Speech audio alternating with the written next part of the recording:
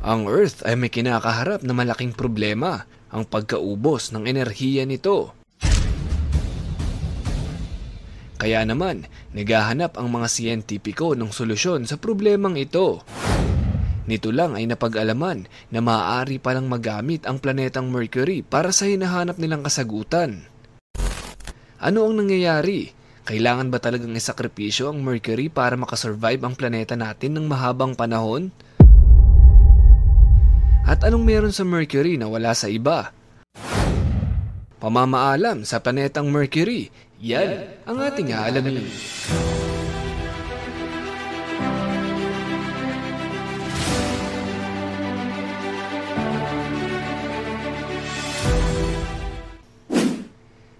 Ayon sa kalkulasyon ng mga siyentipiko ay nalalapit na tayo sa tinatawag na Earth Energy Crisis. Ang hinaharness nating mga fossil fuels sa ilalim ng lupa upang makagawa ng kuryente, gasolina at langis ay may hangganan. Hindi po ito unlimited. Kaya naman, kabi-kabilang pag-aaral ang ginagawa ng mga eksperto para masolusyonan ito. Kabilang na rito ang pagkukonsidera na mapakinabangan ang planetang Mercury para lang ma-extend ang lifespan ng Earth. Pero ang tanong ni Mr. Pantas, kailangan ba talagang isakripisyo ang isang planeta para lang sa ating benepisyo? I-comment mo dyan sa ibaba. Kasi kung ako ang tatanungin, nananahimik ang Mercury, guguluhin natin. Parang yung crush mo, nananahimik ka, tapos bigla kang guguluhin.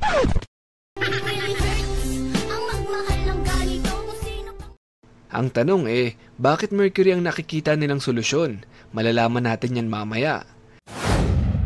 Sa kasalukuyang problema ng Earth ay ito muna ang nakikitang remedyo ng mga eksperto, ang paggamit ng mga solar panels, ang pag-harness ng enerhiya mula sa araw para gawin itong kuryente. Kung naka-solar panel na kayo sa bahay ay comment mo lang dyan sa ibaba. I-share mo na rin kung ano ang mga advantage ng may solar panel.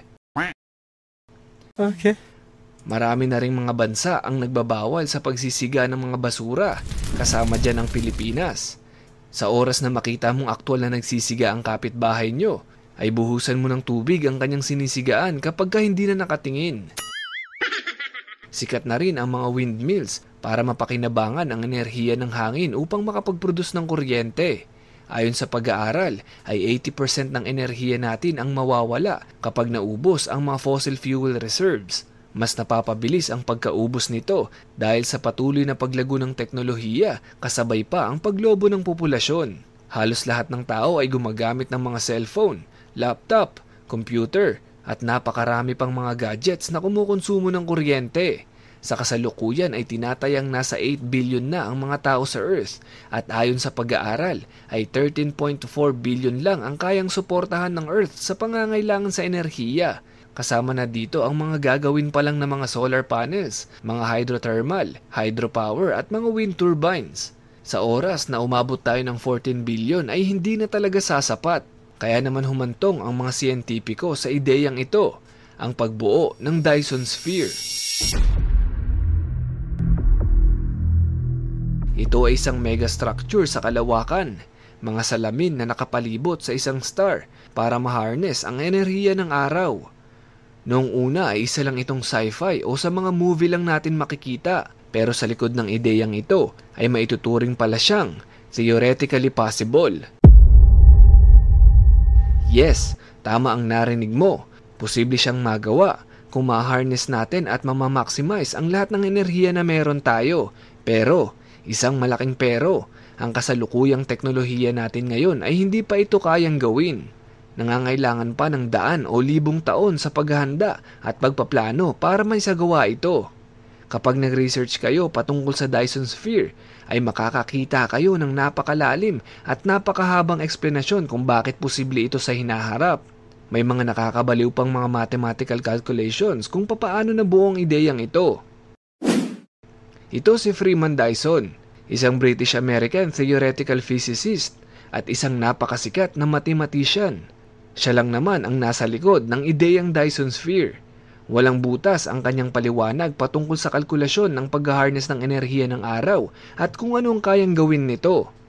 Ayon sa kanyang datos, ay posibleng may iba pang nilalang na kasabay nating nabubuhay na kung hindi man nasa malayong lugar, ay nasa ibang dimensyon. Ang mga ito raw ay kayang suplayan ang kanilang planeta ng sariling enerhiya ayon sa kanilang pangangailangan. Isang mundo na may napakakomplikadong enerhiya at kung papaano ito tumatakbo. Take note mga kapantas, wala nang masigit na paliwanag sa naipresenta niya. Ibig sabihin, walang kayang mag-debunk sa kanyang ideya na posible ang Dyson Sphere. At wala rin kayang mag-debunk ng ideya niya na hindi tayo nag-iisa. Marami ring nagko-comment sa mga videos natin na nag-iisa lang tayo sa mundong ito at wala nang ibang nabubuhay sa ibang lugar. Pero napaisip ako, paano ang mga nasa langit? Hindi ba buhay din sila? Hindi ba sa labas ng Earth ay naroon ang kaharian ng may kapal? Mga anghel at mga kakaibang nilalang na nabanggit sa nakasulat. Kaya naman, paano natin nasabi na nag-iisa lang tayo? Kung habang nanonood ka ngayon ng video natin, ay buhay na buhay din sila na nasa kabilang dako. Kung napatanong ka rin ng ganito, ay comment interesting sa ibaba. Dagdag pa ni Mr. Freeman Dyson, lahat ng nabubuhay ay kailangan ng enerhiya para makapagpatuloy, kahit pa ang mga pinakamaliliit na microorganisms. Ang sinasabi niyang buhay sa labas ng Earth ay talagang mayroong kamanghamanghang enerhiya. Dagdag niya na kung magagawa nating makapaglagay ng megastructure malapit sa araw at kunin ang enerhiya nito, ay magiging advance ang ating teknolohiya. Kung kaya lang daw natin magkolekta ng massive energy, ay mas mapapabilis ang ating sibilisasyon mula sa Type 0 papunta sa Type 1 civilization. Ngayon dumako tayo sa usapin kung bakit nadamay ang Mercury. Ang planetang ito ay ang pinakamalapit na planeta sa ating araw. Nung una napaisip ako, kapag sinira ba ang Mercury ay maapektuhan ang ating orbit? Aminin na natin na kinabahan ako dito. Pero sa pagbabasa ko ay hindi naman pala kailangang sirain ng buo ang Mercury. Pagkukunan lang pala ito ng mga materyales. Sa kadahilan ng hindi natin kayang mag-install ng Dyson Sphere malapit sa araw, ay may remedyo ang eksperto dito.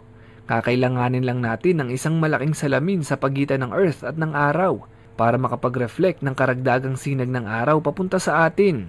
At ang Mercury ang perfect spot para dito. Talagang malaking salamin ang kakailanganin. Suggest ko lang ay i-donate mo na rin ang salamin nyo sa bahay para hindi ka natingin ng tingin sa mukha mo. Nice! Bukod pa sa orbit ng Mercury, ay nakitaan din na pwedeng dito na mismo manggaling ang mga materyales para maisagawa ang plano. Mayaman ito sa raw materials na kakailanganin para sa nasabing megastructure gaya na lang ng metal. At isa pa, wala namang nakatira sa Mercury. Walang magrereklamo kung magbubutas o maghuhukay ang mga scientist dito. Wala ring batas na nagbabawal sa mga siyentipiko na bawal galawin ang mga bagay sa labas ng Earth. Ibig sabihin, hindi illegal ang pag-harness ng mga resources o pagkuha ng mga ito mula sa labas ng Earth para sa pag-aaral. Ganun pa man, magiging napakahabang pag-aaral at proseso ng mga bagay na ito. Kailangan kasi munang gawin dito sa Earth ang makinang kikilos doon at kokontrolin na lang nila mula dito.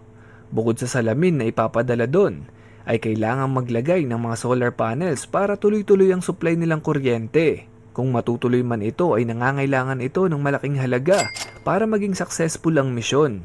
Binigyan ito ng kategoryang energy-intensive process. Ito ang magiging pinakamalaking proyekto na ilulunsad para sa pag-aaral sa kalawakan kung sakali.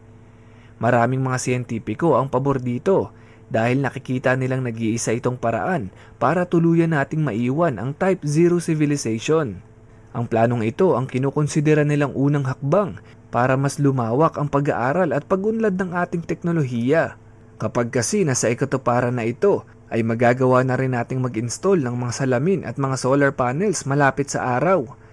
Ma-harness natin ang lahat ng enerhiya ng araw at hindi na ito kakalat lang kung saan. Ang mga salaming ito ay siya ring simula para makamit natin ang massive structure ni Freeman Dyson, ang Dyson Sphere. Ikaw kapantas, ano sa palagay mo? Nararapat ba na ipagpatuloy ang ideyang ito? O makontento na tayo sa pagkaubos ng enerhiya ng Earth? I-comment mo sa ibaba.